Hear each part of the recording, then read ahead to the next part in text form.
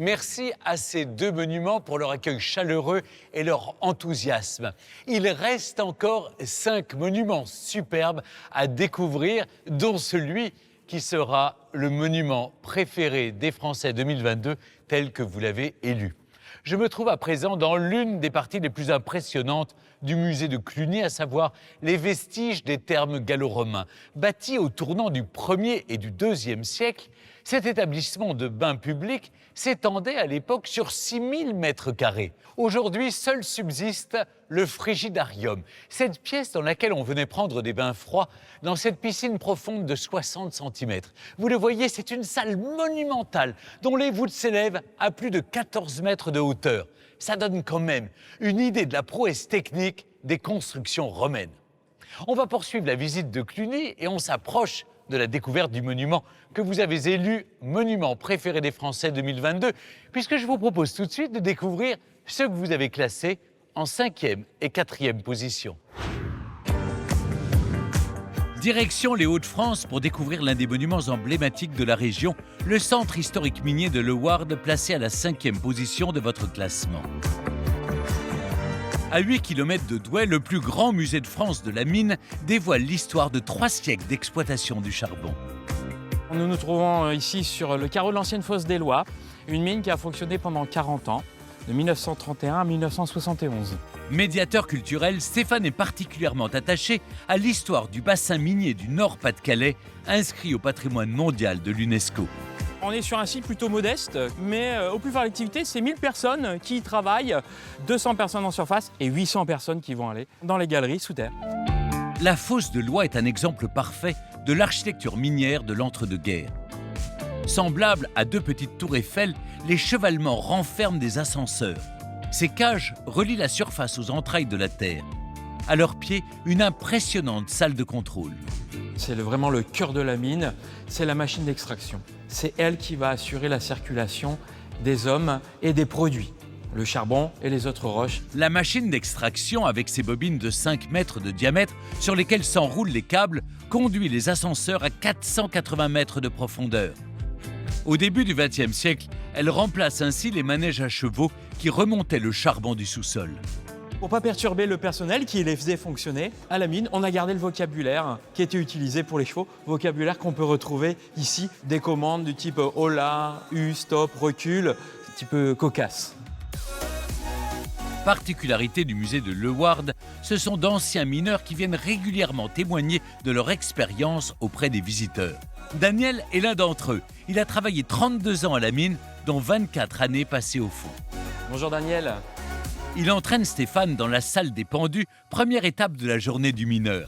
Ingénieusement pensé, cet espace fait office à la fois de vestiaire suspendu et de salle de bain géante. Alors Daniel, cette salle, elle doit te rappeler des souvenirs, j'imagine. Oui, pas un peu.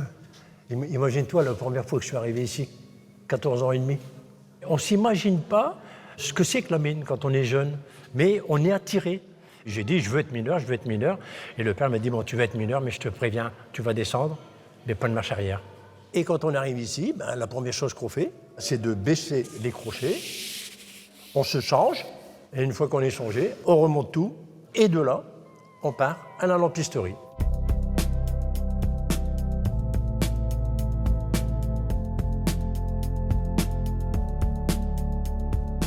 Ce modèle de lampe, c'est vraiment un modèle qui a marqué les mineurs. C'est la lampe principale qu'il y a eu à la mine, parce qu'elle va servir d'éclairage, mais elle va surtout servir à détecter les gaz qu'on a au fond de la mine. C'est la raison pour laquelle le mineur, s'il y a bien un objet de la mine qu'il voulait récupérer, c'est pas le pic, c'est pas le marteau-piqueur. C'est sa lampe. C'est ça.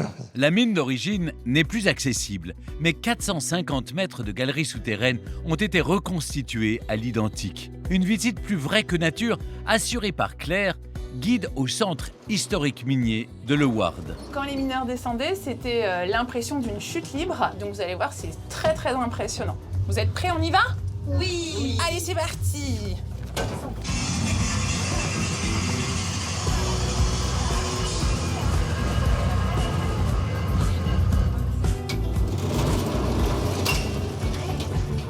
Donc là, on est dans la galerie principale. Donc c'est la plus grande galerie que vous allez trouver dans la mine.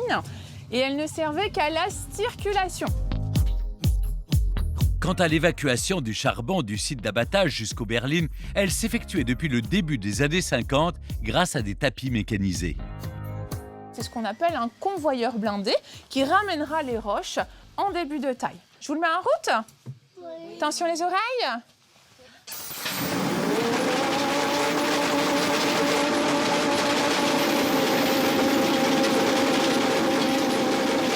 Alors, quels sont les dangers qu'on peut trouver en travaillant sous la terre? Le grisou. Alors, le grisou, tout à fait. Donc, c'est un gaz qui est très inflammable et très explosif. Donc, il se trouve dans le charbon. Autre danger qu'on peut trouver à la mine? Les éboulements. Ouais, ça, c'est même le premier danger qu'on trouve à la mine. Entendre le bruit d'une machine, ça m'a beaucoup plu et ça m'a surtout très impressionné. Mon arrière-grand-père a déjà travaillé à la mine. C'est du sacré boulot et ils sont très très forts. Depuis toujours, la mine intrigue et fascine. Qu'elle constitue le décor, où tiennent le premier rôle, elle a inspiré les plus grands scénaristes et réalisateurs. On se souvient des nombreuses adaptations sur grand écran du roman d'Émile Zola, Germinal. Une passionnante exposition intitulée « La mine fait son cinéma » est à découvrir jusqu'au 29 mai 2023 au Centre historique minier de Leeuwarden.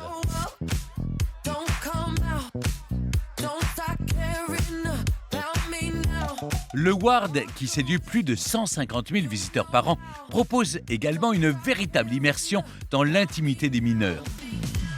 Nous retrouvons Stéphane et Daniel à l'intérieur d'un coron, maison typique de ces ouvriers du charbon. Donc tu as connu, toi, ce type de logement? Ah oui, j'ai connu. Lieu de vie, la cuisine. Salle à manger, on n'y va pas. Strictement interdit. Que pour le dimanche. Et le bain se déroulait dans cette pièce avec l'ancêtre de la baignoire. Voilà, le baquet. Déjà, le bain, c'était une fois par semaine. Tous dans la même eau. On est à 5 frères et sœurs. On commence par le plus jeune. Le moins sale, comme on dit. Le reste de l'eau, qu'est-ce qu'on en fait après? Elle est réutilisée pour faire tremper les bleus de travail, qui étaient très sales. À une semaine au fond de la mine, les bleus, je te dis pas, la galère, hein.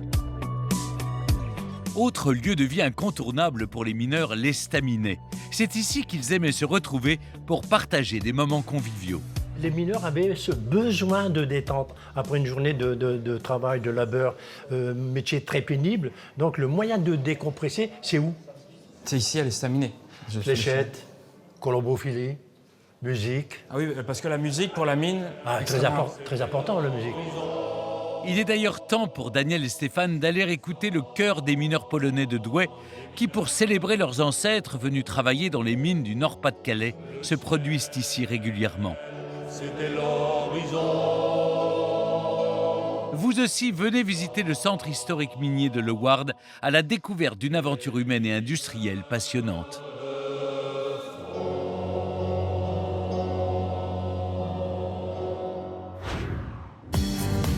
Cap sur la région Auvergne-Rhône-Alpes dans la commune d'Aiguilles pour découvrir l'un des plus emblématiques monuments de la chrétienté, le rocher et la chapelle Saint-Michel d'Aiguilles que vous avez placé à la 4e position.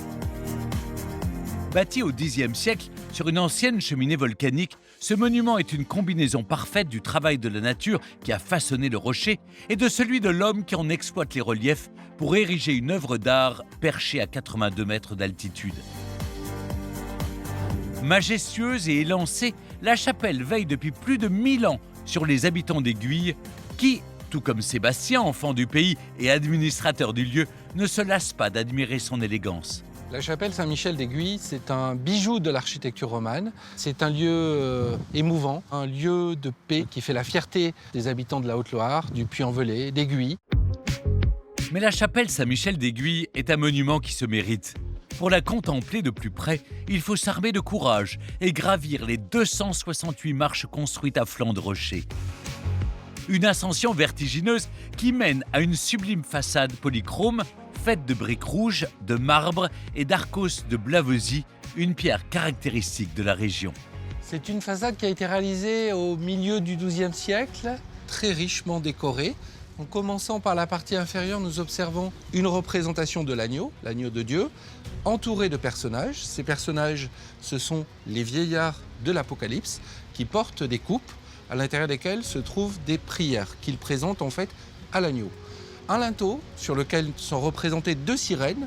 Habituellement, la sirène représente la tentation. Et puis, de chaque côté de l'entrée, ces deux créatures qui représentent soit le mâle qui s'enfuit de la chapelle terrassé par Saint-Michel, ou bien peut-être ce sont les gardiens du sanctuaire, justement, qui empêchent le mâle d'approcher la chapelle.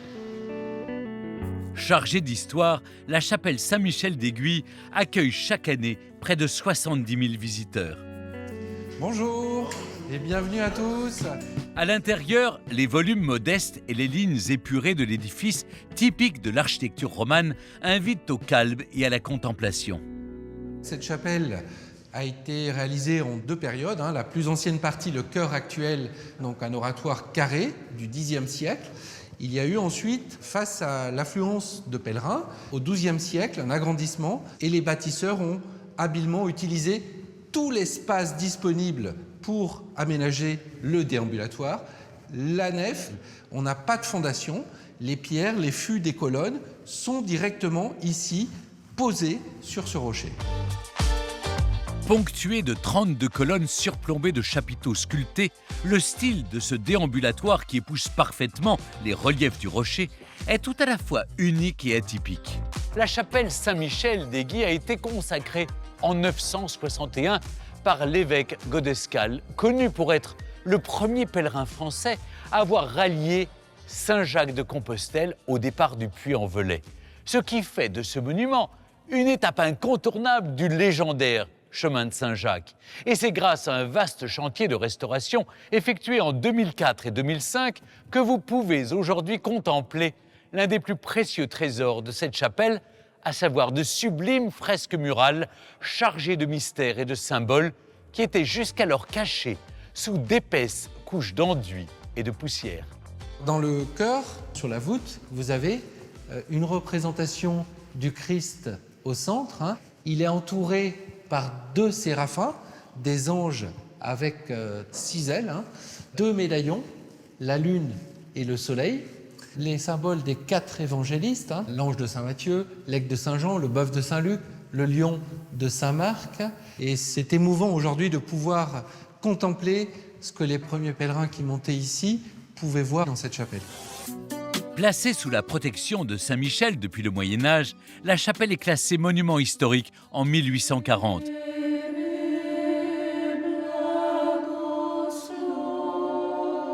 Un lieu unique à l'acoustique extraordinaire dont profite Nina, chef de chœur et son ensemble vocal pour proposer régulièrement des concerts aux visiteurs. Les entendre chanter là, dans cette chapelle, c'est extraordinaire. Vraiment, on a une émotion très forte.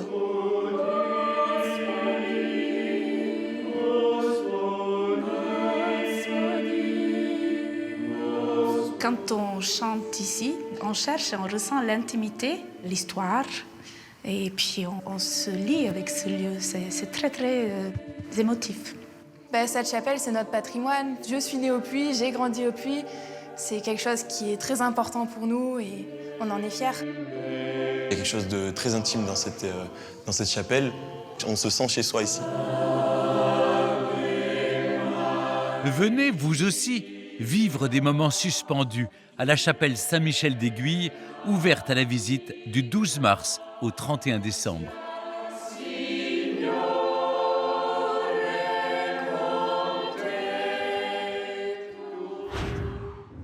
Bravo à ces deux monuments exceptionnels. N'hésitez pas à aller les visiter, vous passerez sans aucun doute un formidable moment. D'ailleurs, je voudrais profiter de cette occasion pour rappeler que le patrimoine, c'est aussi l'affaire des plus jeunes et qu'il existe aujourd'hui des solutions pour leur permettre d'accéder à des lieux de culture ou à des événements culturels, même quand ils n'ont pas forcément les moyens. Et justement, je suis en compagnie de Sébastien Cavalier, de Yousra et de Yvan. Bonjour à tous les trois. Bonjour. Bonjour. Sébastien, vous êtes le président du Pass Culture. Est-ce que vous pouvez nous expliquer de quoi il s'agit ?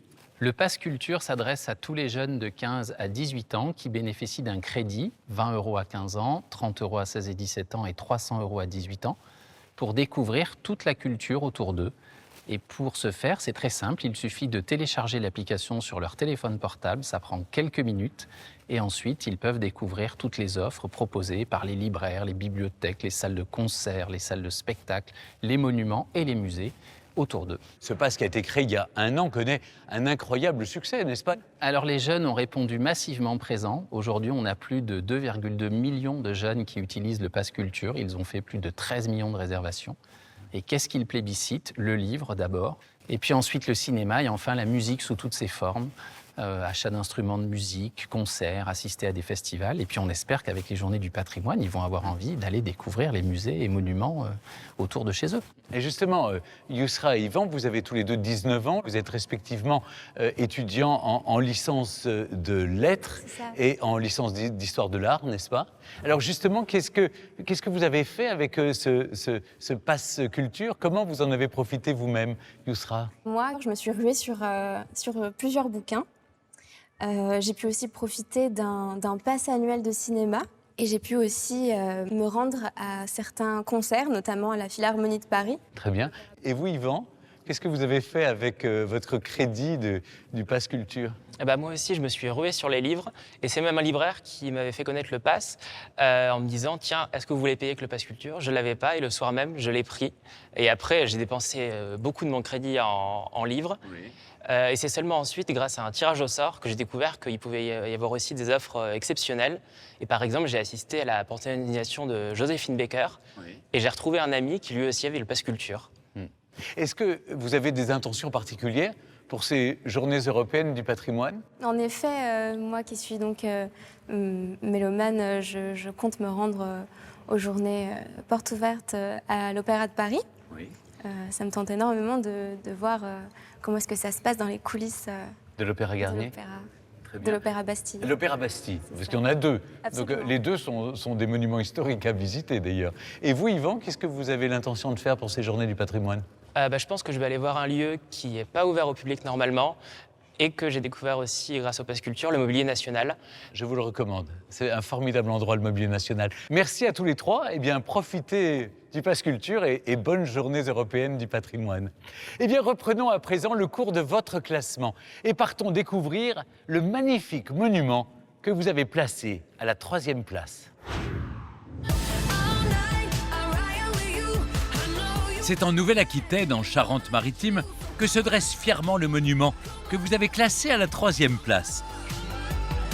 Véritable prouesse technique et architecturale, le pont transbordeur de Martrou, qui enjambe la Charente entre Rochefort et Échillais, est un trésor local.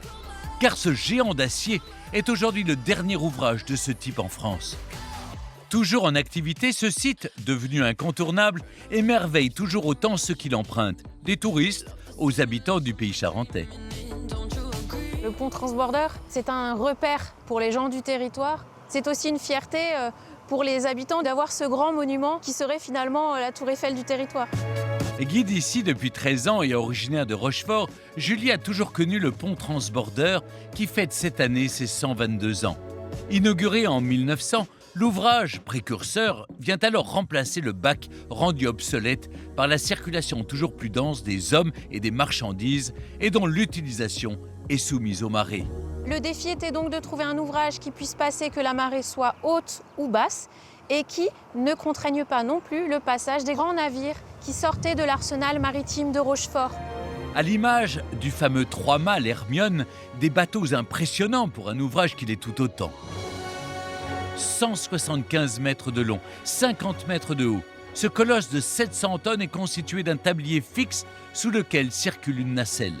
Un concept imaginé par un spécialiste des ponts suspendus, Ferdinand Arnaudin, un homme aussi précurseur que visionnaire. Ferdinand Arnaudin a déposé le brevet du pont transbordeur en 1887. C'est son invention. En 1900, c'était une prouesse de construire un tel ouvrage. Les moyens techniques n'étaient pas les mêmes qu'aujourd'hui. Il faut imaginer que le pont transbordeur a été construit en seulement 27 mois. Ferdinand Arnaudin était un visionnaire. Il avait imaginé sa structure comme une œuvre dans la ville, comme un site touristique finalement. Seul rescapé aujourd'hui des 6 ponts transbordeurs construits en France par Arnaudin, le pont de Martrou a fonctionné jusqu'en 1967, date à laquelle il devient même une star de cinéma, immortalisé par Jacques Demy dans Les Demoiselles de Rochefort. Mais le trafic routier le rend lui aussi obsolète. Laissé peu à peu à l'abandon, c'est en partie grâce à la mobilisation générale des habitants que l'ouvrage est sauvé de la destruction et classé monument historique en 1976. Plus tard, en 1994, il reprendra du service pour le plus grand bonheur des piétons et des cyclistes. Chaque année à la belle saison, plus de 100 000 personnes empruntent la fameuse nacelle suspendue, accueillie par un autre amoureux du pont transbordeur, Bernard. On va y aller, on va pouvoir embarquer, partir. Il est tout simplement l'un des derniers naceliers de France. Il faut rester vigilant parce qu'il faut faire attention aux personnes qui sont sur la nacelle et aussi toute la navigation qui est prioritaire sur le pont transbordeur. Moi, personnellement, ça fait 20 ans que je fais ça. Je devrais être à la retraite depuis 5 ans déjà. Et j'ai repoussé, je me lance pas, non, pas du tout. Chaque jour est différent, chaque traversée est différente avec le public différent à chaque fois. C'est le cas de ce Belge venu traverser la France à bord de son drôle d'engin. Tous les jours, on découvre des choses comme ça, c'est magnifique. Je suis passé par ici, mais c'est une belle surprise. Voilà, Touristes, locaux, cyclistes ou piétons, chacun profite ici de la beauté du cadre et d'une traversée de 4 minutes devenue plus douce depuis qu'elle n'est plus permise aux voitures. Il faut dire qu'avant 1967, la traversée de la Charente était ici une épreuve pour les automobilistes. Une période dont se souvient Jean-Jacques. Passionné justement de voitures anciennes, il a reconstitué côté Échillais le fameux embouteillage que causait à l'époque la traversée du pont transbordeur. Tous les jours, il y avait des queues interminables pour pouvoir arriver à passer le pont transbordeur. Et en période de vacances, alors là, c'était catastrophique parce qu'il y avait des queues de 1 km, 1,5 km, quoi. C'était impressionnant. Des anecdotes, il y en a énormément. Il y avait des camions, quelquefois, qui arrivaient un peu vite et qui défonçaient la barrière et qui tombaient dans la vase. Nous, gamins du village, on grimpait en haut du pont. Et en haut du pont, on avait l'impression d'être sur la montagne. Et puis, avec les yeux d'enfant, on voyait la mer, quoi. C'était extraordinaire, quoi. Bon. Mais ça, c'était extrêmement dangereux et en plus hyper interdit. Une pratique toujours interdite, bien sûr, excepté pour les techniciens en charge de la maintenance de ce géant d'acier. On va un peu plus de 50 mètres. En fait, ça équivaut à l'équivalent à 17 étages. Une ascension réalisée chaque semaine par Yannick et son équipe. Allez les gars, donc Brice, tu me prends la poutre aval, Stéphane la poutre amont. Ouais. Et on est parti. Ce qui nécessite ce niveau de vigilance et de maintenance, c'est la partie mobile. C'est cette liaison chariot-tablier qui est vraiment délicate. Il faut la lubrifier, il faut s'assurer que tout va bien, que tout ce qui doit tourner tourne bien, en silence, sans frottement. Et enfin, la partie fixe a quand même sa sensibilité dans la mesure où elle a plus de 120 ans. Donc c'est un ouvrage qu'on surveille de près. Un édifice qui, dans ce plat pays charentais et à 10 km seulement de l'océan, peut grandement souffrir du vent. Heureusement, aujourd'hui, le temps est idéal pour grimper tout là-haut, au sommet du pont transbordeur, où la vue s'étend jusqu'aux îles d'Oléron, d'Aix et sur le Fort Boyard. Très clairement, si on a le vertige, il faut choisir un autre métier. On est à 72 mètres du sol. C'est un endroit où je viens à peu près une fois par mois contrôler l'état des câbles et des étriers qui forment la suspension de l'ouvrage. C'est une chance, je m'en lasserai jamais. Je crois que les collègues autour de moi ne s'en lassent jamais non plus. Oui, c'est bon pour moi. Donc c'est bon, tu peux relancer l'exploitation. On a des métiers respectifs qui ne sont pas forcément que le pont, mais il est vrai que de venir l'entretenir, c'est vu comme étant un privilège. D'autant plus qu'entre 2016 et 2020, le pont transbordeur, malmené par le temps, a été entièrement restauré, retrouvant jusqu'à sa couleur noire d'origine. Un lifting complet qu'on vient admirer aujourd'hui à travers des visites guidées ou le temps d'une pause. Au choix, le crépier d'un côté, le glacier de l'autre ou la guinguette que Sabrina installe au beau jour au pied de l'édifice. L'ambiance, elle est grave conviviale, moi j'adore. C'est familial, comme à la maison. Super équipe. De passage du côté de Rochefort, sachez que le pont transbordeur est ouvert cette année, jusqu'au 6 novembre.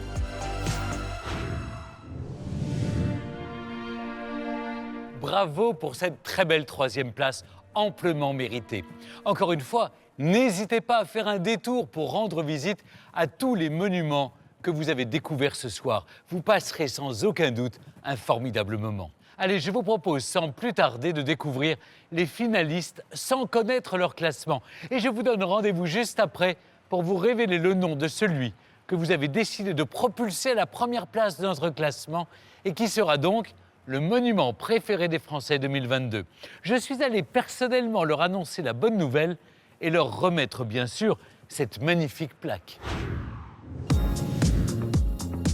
Mettons le cap sur Cherbourg et son imposante gare maritime transatlantique qui représente la région Normandie. Elle accueille aujourd'hui la Cité de la Mer, ainsi que le sous-marin Le Redoutable, une icône de la marine française. Inaugurée en 1933, la gare maritime de Cherbourg était taillée pour recevoir les paquebots les plus prestigieux, à l'instar du célèbre Queen Mary. À sa construction, c'est même la gare maritime la plus moderne du monde. Pour nous révéler tous ces secrets, nous retrouvons Bernard Cauvin, le président fondateur de la Cité de la Mer. Moi, je dis souvent, en parlant de cette gare maritime, c'est à la fois une cathédrale art déco par son ampleur. Pensez, la plus grande construction française après Versailles. Donc c'était énorme, c'est un défi extraordinaire en termes d'architecture qui avait été posé là. Et donc, Cherbourg va devenir vraiment le port d'escale de toutes les grandes compagnies. À la fin du 19e siècle, Cherbourg est en effet l'un des principaux ports de départ des émigrants à la conquête du Nouveau Monde. Près de 50 millions de personnes venant d'Europe, de Russie, du Proche-Orient vont embarquer sur des paquebots direction les Amériques. Ils fuyaient la misère, les famines et les persécutions. Tous rêvaient d'une vie meilleure. C'est ce qu'on a appelé l'épopée transatlantique. C'est pour faire face à ce flot incessant de population qu'on décide, au début des années 30, de bâtir cette gare qui est à la fois maritime et ferroviaire. En témoigne ce gigantesque hall de 9000 m² conçu pour accueillir les flux de milliers de voyageurs. Alors nous sommes ici dans le hall des trains transatlantiques. C'était la vraie plateforme logistique ici. En fait, le train arrivait en direct dans ce grand hall des trains et il fallait rejoindre un paquebot par des salons. Ça peut paraître aujourd'hui très désuet, très anodin, mais c'était quand même une grande révolution dans l'organisation des voyages, surtout là avec un transfert train-paquebot. En 1944, les nazis la dynamitent et détruisent notamment le campanile de 70 mètres. Reconstruite après-guerre, la gare maritime accueille dans les années 50 une nouvelle clientèle avide de voyage. Des passagers qui déambulaient dans cette magnifique salle. Nous sommes là ici dans la salle des Pas Perdus qui a été restaurée en 2008 avec notamment tous les intitulés que l'on voit là.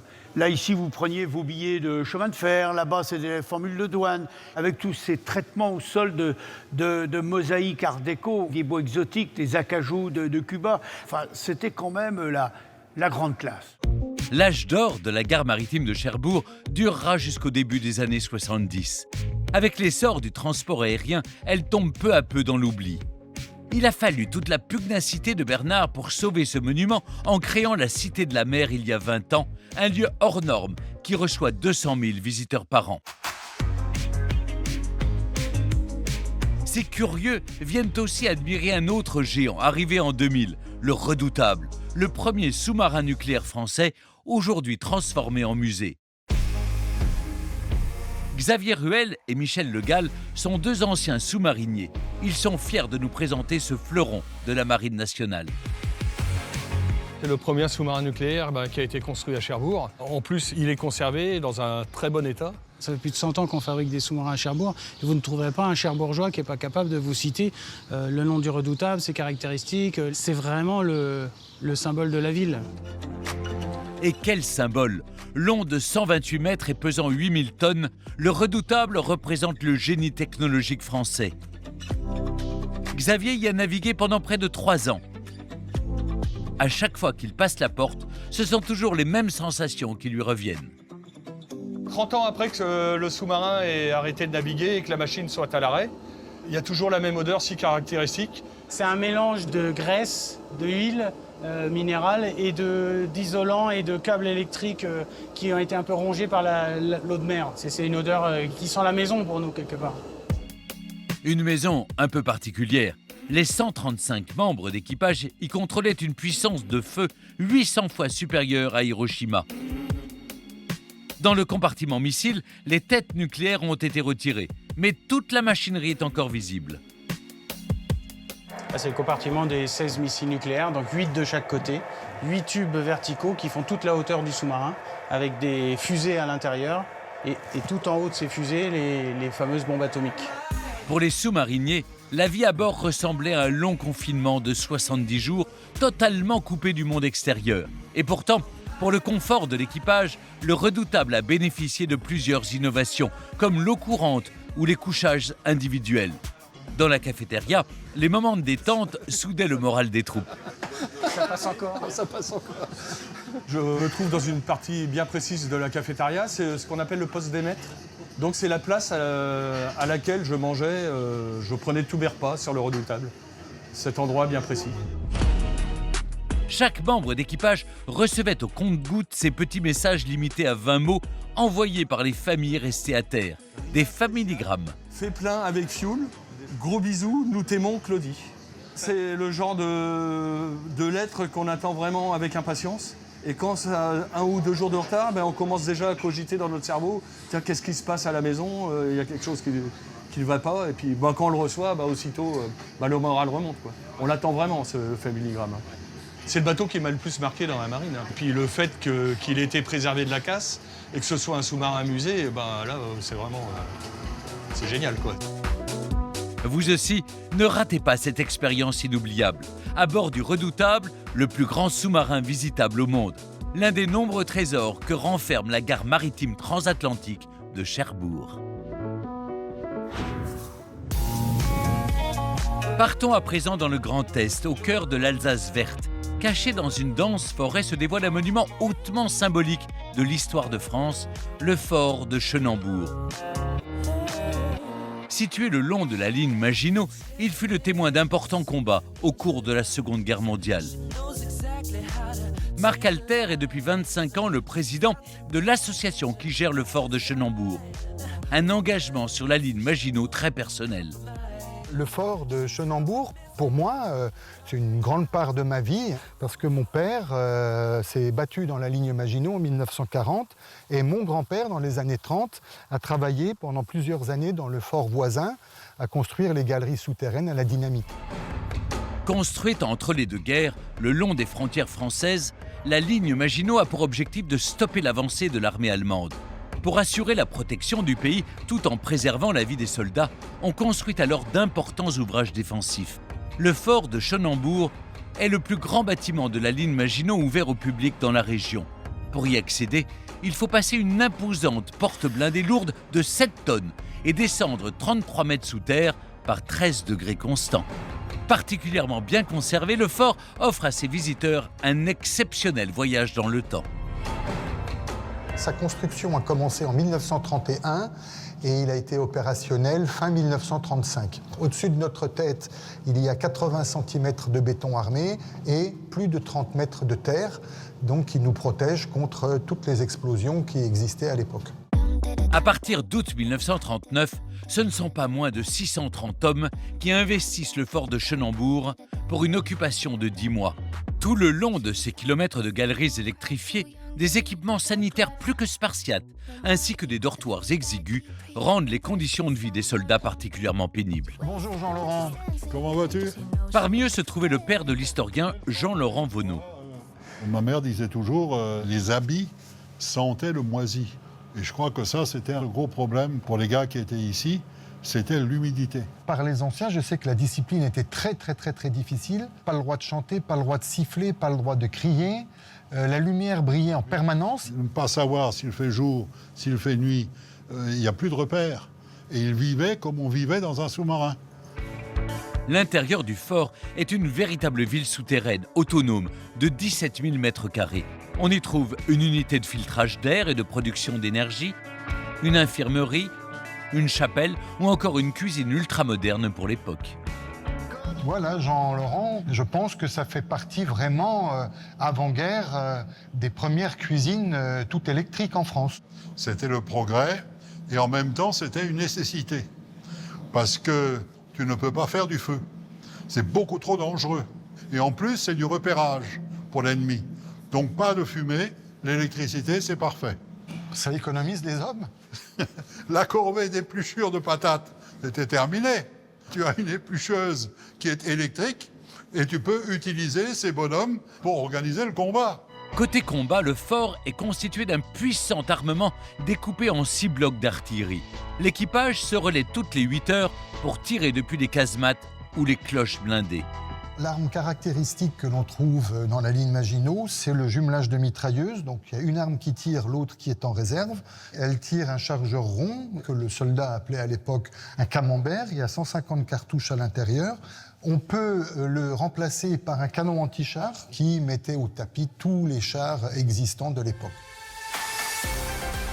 En mai 1940, pris à partie par l'artillerie lourde allemande, le fort de Chenambourg devient l'ouvrage le plus bombardé de toute la ligne Maginot. Il y a 6 vagues de Stuka, c'est-à-dire environ 150 bombardiers qui l'ont attaqué. Un très gros canon allemand de 420 mm qui lui a envoyé 55 coups des obus d'1 tonne et près de 3500 obus qui ont été tirés sur le fort, qui bien sûr n'a pas cédé. En effet, les impressionnantes tourelles mobiles de 100 tonnes qui pouvaient tirer jusqu'à 1 coup chaque seconde vont traumatiser l'armée allemande qui subit de lourdes pertes. Quant au fort et à ses soldats, ils résistèrent courageusement jusqu'au 1er juillet 1940. Un des premiers actes de résistance de France, c'était tous les combattants de la ligne Maginot, presque 25 000 hommes, qui ont refusé de sortir, de se rendre. C'est le gouvernement français, une semaine après l'entrée en vigueur de l'armistice, qui leur a donné l'ordre, invaincus, de sortir des ouvrages et de partir en captivité en Allemagne. Après l'évacuation des soldats français du fort de Chenambourg, les Allemands en prennent possession pour y tourner des films de propagande. S'en est suivi un défilé d'officiers de la Wehrmacht qui se sont instruits du fort beaucoup plus avancé à l'époque que les constructions militaires outre-Rhin.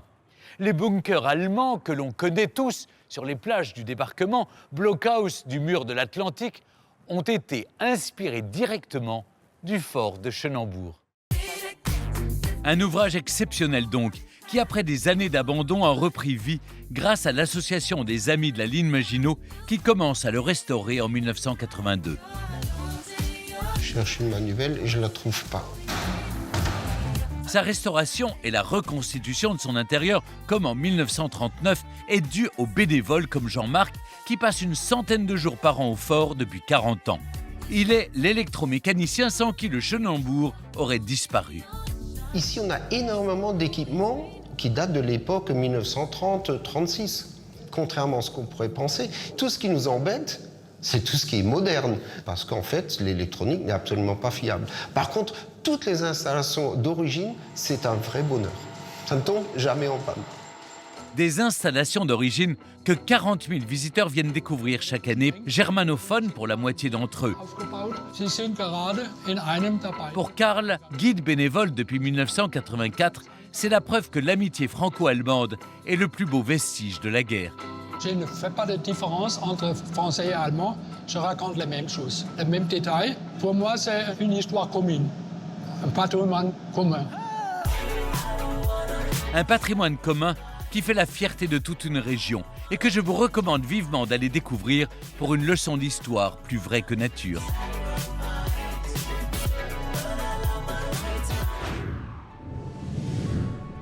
Je me trouve actuellement dans le monument que vous avez élu monument préféré des Français 2022. Derrière moi, ce spectaculaire aquarium abyssal, avec ses 350 000 litres d'eau de mer, ses 1000 poissons polynésiens et ses plus de 10 mètres de haut, il s'agit du plus profond aquarium d'Europe. La mer, les poissons, je pense qu'il n'y a plus trop de suspense. Le monument préféré des Français 2022, eh bien c'est la gare maritime de Cherbourg et le sous-marin Le Redoutable en Normandie.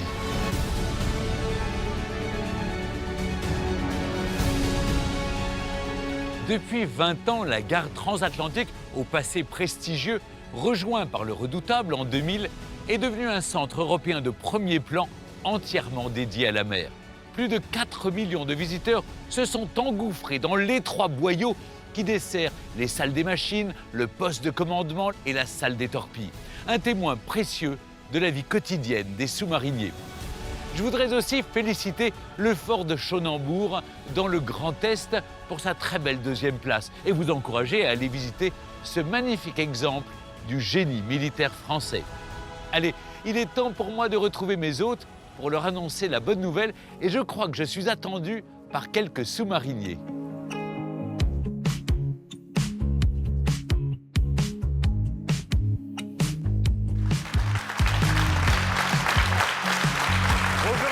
Bonjour. Ah, Bernard. Bonjour. Eh oui, je suis très heureux de retrouver Bernard Covin parce qu'on a pu vous voir dans le sujet. C'est grâce à vous et grâce à votre acharnement aussi que cette magnifique gare maritime est devenue le site touristique que l'on connaît aujourd'hui, la Cité de la Mer.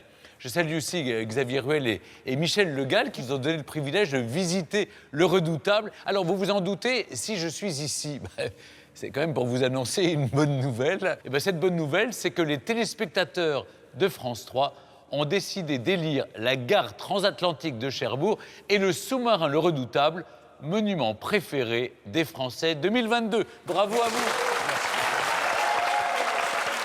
Bravo. Bernard Covin.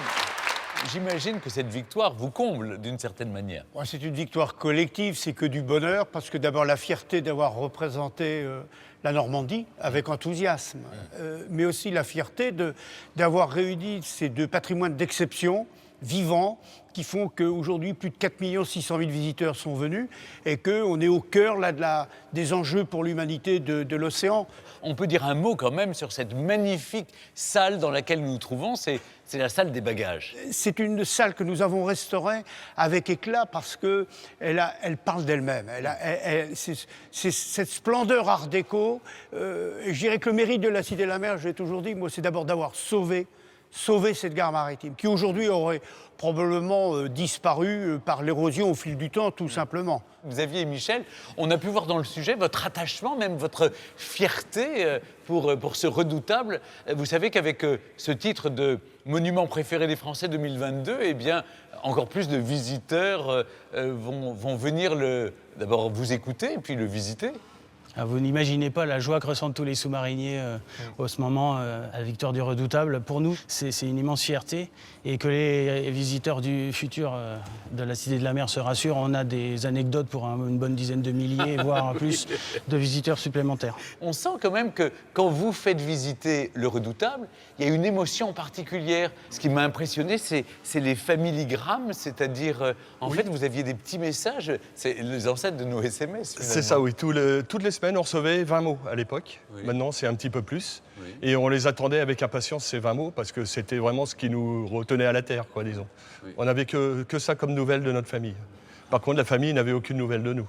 Et là, le commandant du sous-marin qui est en patrouille actuellement, qui poursuit la mission commencée il y a plus de 50 ans par le Redoutable, va recevoir un petit message de quelques mots pour lui annoncer la nouvelle. Je pense que ça va être jour de fête à bord.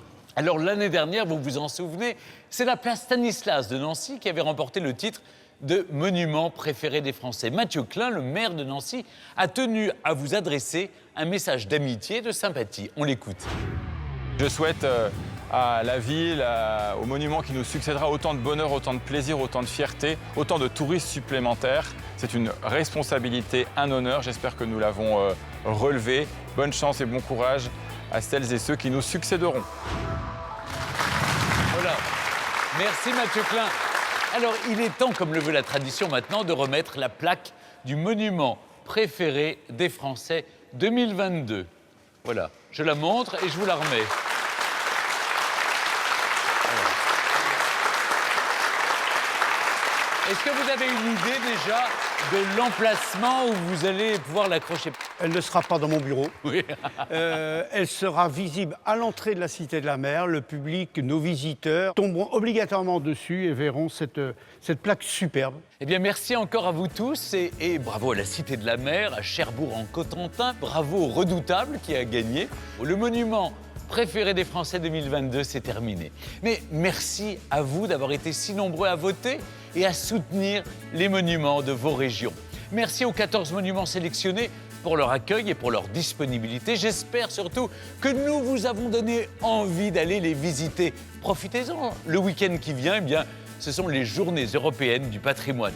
Merci également au musée de Cluny qui nous a ouvert ses portes et que je vous encourage à aller découvrir ou redécouvrir après son impressionnante restauration. Au revoir, à très vite pour la prochaine édition du monument préféré des Français.